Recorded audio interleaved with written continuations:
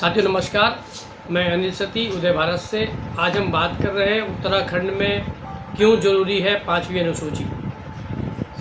क्या 5वीं अनुसूची से बच पाएंगे उत्तराखंड के पहाड़। उत्तराखंड अपनी जल, जंगल, ज़मीन और संस्कृति को बचाने के लिए एक बार फिर से उत्तराखंड में आंदोलन की शुरुआत शुरू हो गई है। एक तरफ जहां उत्तराखंड में सख्त भू कानून की मांग की जा रही है, उत्तराखंड को संविधान में निहित 5वीं अनुसूची में शामिल करने का मुद्दा भी उठने लगा है। आखिर क्या है भारत के संविधान में निहित 5वीं अनुसूची।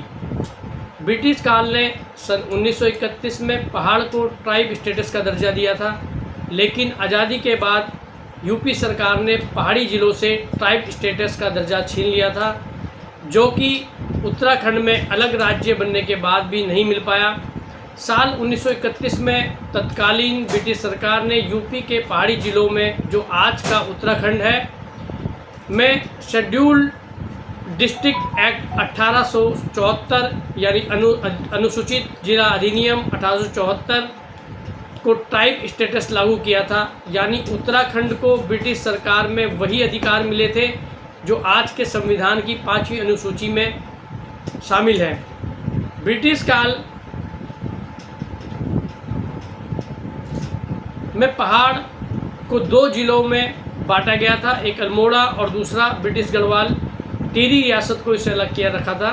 संविधान की 5वीं और 6वीं अनुसूची में राज्य को जल, जंगल और ज़मीन के लिए कुछ अतिरिक्त विशेष अधिकार मिले थे, लेकिन भारत के आज़ाद होने के बाद साल 1971 में तत्कालीन यूपी सरकार ने पहाड़ी ज़िलों यानी आज के उत्तराखंड का वह स्टेटस ख़त्म कर दिया था।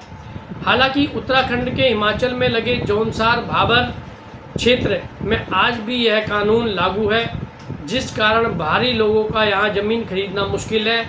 वहीं नौकरी में उन्हें 4% आरक्षण का लाभ मिलता है। जौन भाबर आज भी ट्राइब क्षेत्र में दर्ज है। बात करें तो 1995 में गढ़वाल और कुमाऊं के लोगों को नौकरी में मिलने वाले 6% आरक्षण को यूपी सरकार ने ख़त्म कर दिया था। तभी से पहाड़ में यूपी से अलग राज्य उत्तराखंड की मांग उठने लगी थी। धीरे धीरे राज्य में ये मांग को लेकर आंदोलन तेज हुआ। आखिर में सरकार को जनता के आगे झुकना पड़ा और साल 2000 में यूपी से अलग होकर उत्तराखंड गठन कर उत्तरांचल का जन्म हुआ।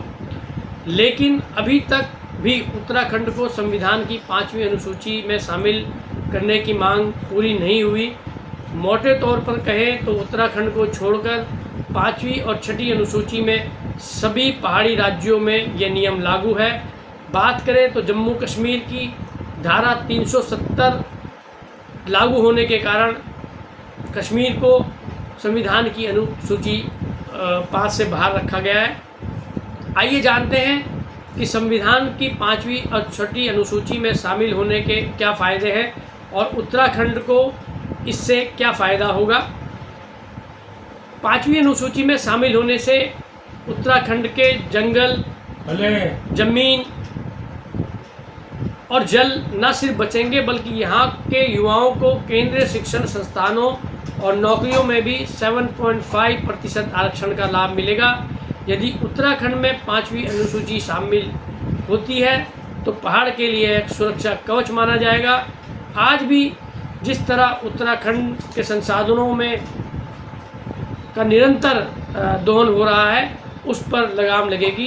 तो आज का जो हमारा वीडियो था वो उत्तराखंड में 5वीं अनुसूची की मांग को लेकर था और उत्तराखंड में जो 5वीं अनुसूची है वो लागू होनी चाहिए।